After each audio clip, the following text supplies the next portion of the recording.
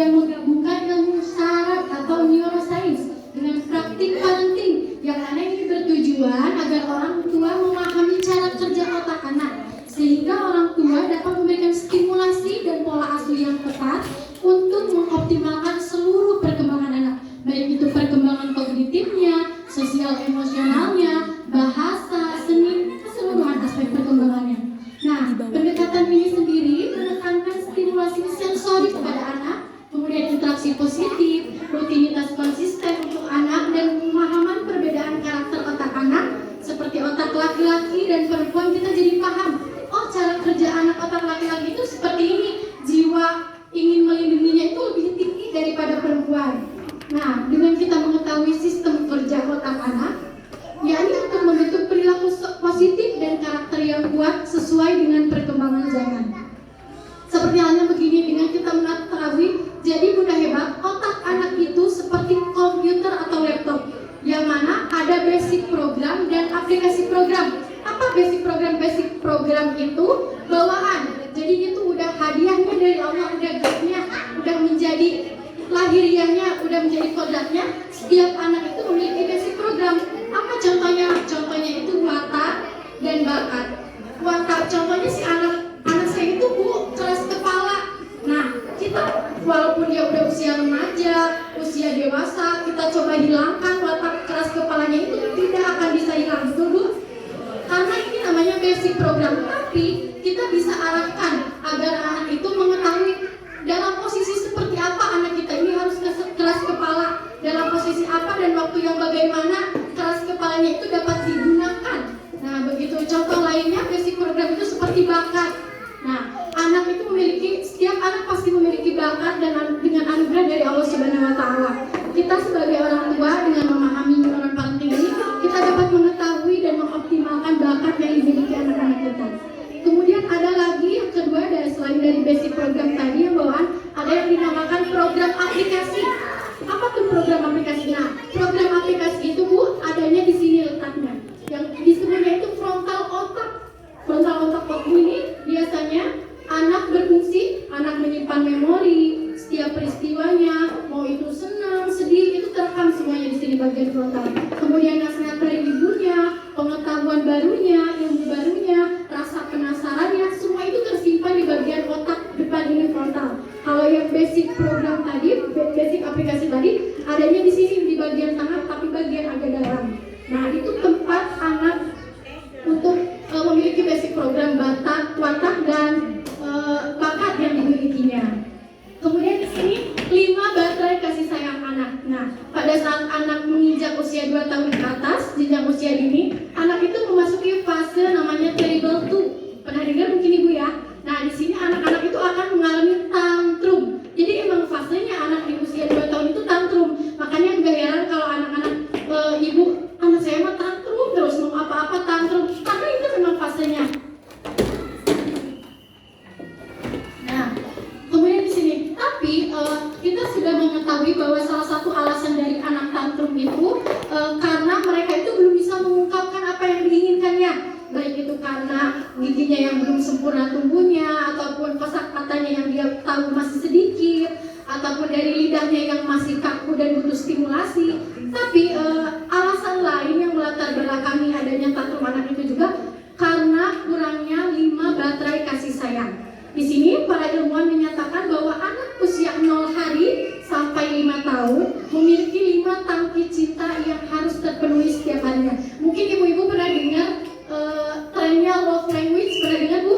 Nah, pada anak juga, pada anak sampai usia 5 tahun itu harus terpenuhi keseluruhan, kelima-limanya. Karena filosofinya yang apabila tidak terpenuhi maka anak akan terjadi penyimpangan baik secara langsung maupun berkelanjutan. Nah, penyimpangan secara langsung di sini tidak lain ialah tantrum. Ketika kelima tangki cintanya ini tidak terpenuhi, pasti anak akan mengalami tantrum dalam sehari itu. Apa aja sih baterai kasih sayangnya itu? Yang pertama ialah pujian atau bahasa kerennya word of affirmation, betul Bu? Nah, mungkin Bunda Hebat yang masih menemani anaknya di sini sering lihat kalau guru di TK itu setiap anaknya sudah mengerjakan hasil karya pasti dipuji oleh guru-guru di sini. Hebat sekali, gambarnya bagus, mewarnainya juga bagus. Hari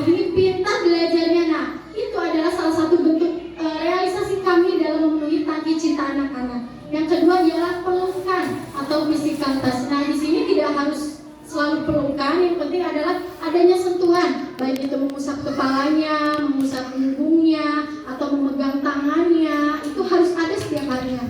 Kemudian waktu yang berkualitas atau quality time. Tadi sempat disinggung juga oleh Bu Susi sebelumnya bahwa kita harus meluangkan waktu untuk anak.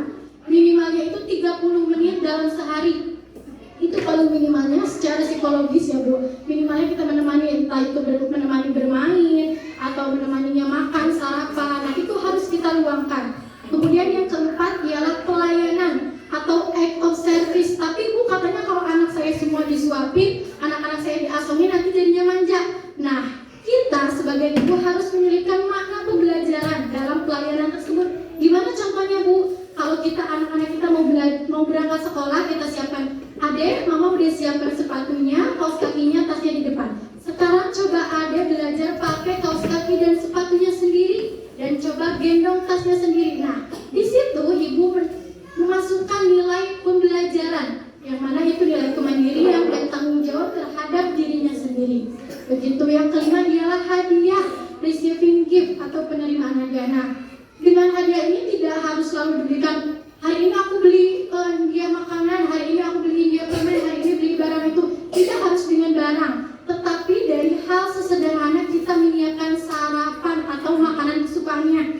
Misalkan dia pulang sekolah, Ibu tadi aku belajar ini. Oh iya hebat, hari ini tidak menangis tidak. Oke, karena Adek hebat, Ibu siapkan susu untuk hadiah untuk Adek disiapkan. Nah, dengan memberi hadiah itu ada kalimat hadiah, jadi si anak itu akan merasa senang dan merasa dihargai dengan ibunya. Kemudian kenapa dari penjelasan tersebut sampai usia 5 tahun? Apakah anak 6 tahun ke atas itu tidak memerlukan kelima tangki cinta itu? Sebetulnya perlu, namun dari 5 tingkatan itu ada tingkatan yang nomor 1. Jadi kalau nomor 2, 3, 4, 5 tidak terpenuhi dalam sehari itu nggak masalah selama nomor 1-nya itu terpenuhi.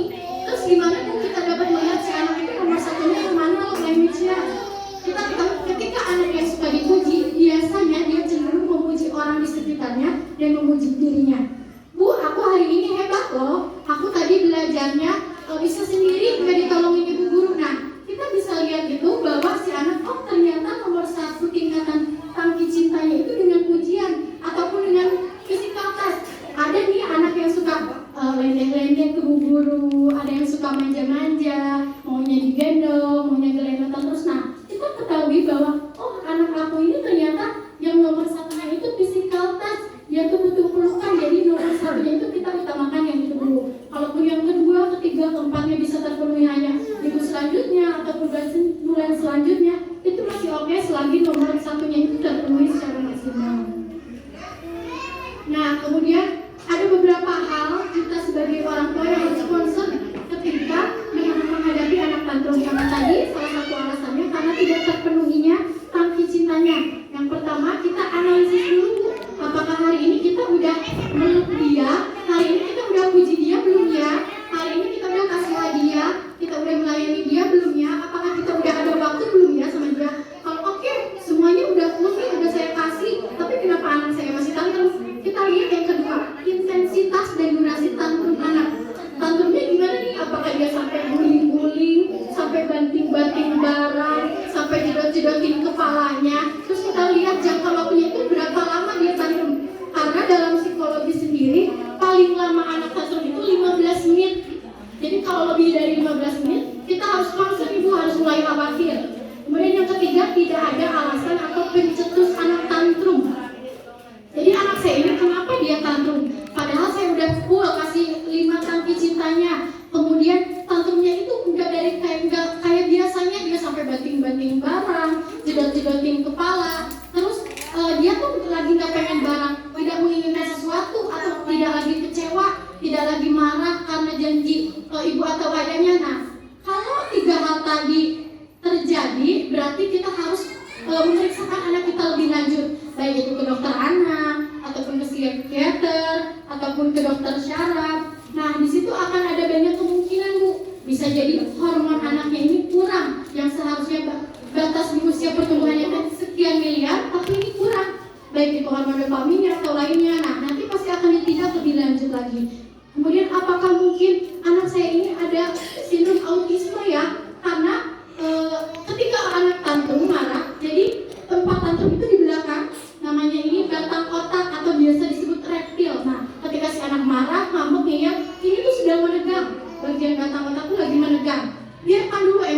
biar keluarkan dulu si anak. Tapi ketika anak autism, ukuran batang otaknya itu justru lebih kecil. Jadi itu kenapa anak autism lebih sering tantrumnya. Terus tantrumnya juga membahayakan. Kadang dia sampai jedot-jedotin kepala, sampai bawa benda-benda tajam, pukul-pukul, sampai menyakiti dirinya atau bahkan bisa sampai ke sekitarnya. Itu. Kemudian selanjutnya, kemudian ada pertanyaan lagi tadi ngebahas gadget. Bu, gadget itu ngaruh nggak sih jadi penyebab tantrumnya anak? Tentu sangat berpengaruh. Dari neuroplastik sendiri bahwa otak anak itu, bahkan bukan hanya anak ya, sebagai manusia kita itu mempunyai jaringan otak yang mana itu tuh ada tegangan listrik di dalamnya. Nah, kalau anak main gadget, main HP, selain dari terkena radiasi, si HP juga punya tegangan listrik. Nah, yang mana ketika dia menonton, pasti akan terjadi loncatan sel-sel otak. Di situ pasti akan mengganggu perkembangan baik itu kognitifnya, emosionalnya, yang tadi sehingga dia tantrum berlebihan. Bahkan apalagi kalau konten yang dia tonton juga sangat memicu, seperti konten yang agresif, anak yang marah-marah, berantem, kemudian membuli temannya, itu pasti akan terjadi penyimpangan pada anak. Tapi sebenarnya Bu, baik anak yang mau kita kasih gadget ataupun enggak, kuncinya ada satu, di pola pendampingan. Ada penelitian menyatakan, ini juga pernah dijabarkan oleh Dr. Aisyah Dahlan, mungkin tahu, beliau juga praktisi neuroparenting. Ada penelitian 2 orang bapak kembar yang anak-anaknya itu, yang bapak ke satu itu dia memfasilitasi full gadget, dia menyediakan HP, komputer, laptop, dia fasilitasi semuanya untuk perkembangan anaknya. Dan yang satu lagi ini sangat tidak menganjurkan laptop seperti itu ya, benda digital lainnya. Tapi yang membuat kagetnya itu ternyata kedua dari anak bapak kembar ini, semua anaknya ini berhasil dan sukses. Ternyata setelah diteliti, kuncinya itu bukan pada gadget, tapi pada pola pendampingan orang tua. Berapa lama anak diperbolehkan bermain gadget dan konten apa yang dia konsumsi setiap harinya. Kemudian ada satu lagi, resonansi energi. Nah, apa sih resonansi energi? Tadi dijelaskan juga sama Bu Susi. Kalau anak tantrum, ibunya juga harus rilis energi dulu. Jangan anak tantrum kita langsung ikut marah, malah bisu-bisu. Kamu tuh kenapa marah kamu? Kamu tuh kenapa malah marah-marah? Dengerin dulu mama. Nggak bisa. Anak ketika tantrum itu nggak akan bisa masuk, nasihatnya itu akan tertolak. Jadi biarkan itu anak tenang, ibunya juga sambil rilis energi. Tarik nafas dulu. Tarik nafas yang tenang. Ketika ibunya sudah tenang, anaknya juga selesai. Nah, dari situ kita mulai memberi penjelasan, memberi alasan. Tidak boleh marah begini, biarkan alasannya. Karena dari resonansi energi itu, ketika ibu tenang, ayah tenang, dan anak akan tiga kali lebih tenang. Sebaliknya ketika ibu marah-marah, moodnya jelek, pasti si ayah juga di rumah tuh moodnya ikutan jelek. Ke anak 3 kali lagi lebih jelek moodnya. Begitu pasti akan terjadi resonansi energi. Nah, dan satu hal yang saya buat takjub itu, pertama saya mengajar sebagai guru PAUD, kemudian saya menempuh pendidikan tentang pendidikan anak usia dini. Yang saya takjub ini, wah ternyata jadi orang tua ini sesulit ini ya. Ternyata jadi orang tua ini serumit ini, banyak sekali hal yang harus dipahami. Bahkan diri kita aja berpengaruh, sangat berpengaruh kepada anak. Saya tarik kesimpulan, mungkin neuroparenting merupakan salah satu metode pola asuh yang menjadi panduan penting di era digital untuk mengoptimalkan tumbuh kembang anak secara holistik. Neuroparenting bukanlah tentang menjadi orang tua yang sempurna, tetapi membuat kita menjadi orang tua yang lebih sadar dan responsif terhadap kebutuhan anak. Saya ucapkan terima kasih sekali lagi kepada Bunda Hebat. Mudah-mudahan apa yang barusan saya sampaikan dapat bermanfaat untuk Bunda Hebat semua. Amin. Dan khususnya juga bagi saya, ini juga bekal untuk saya di masa depan kelak.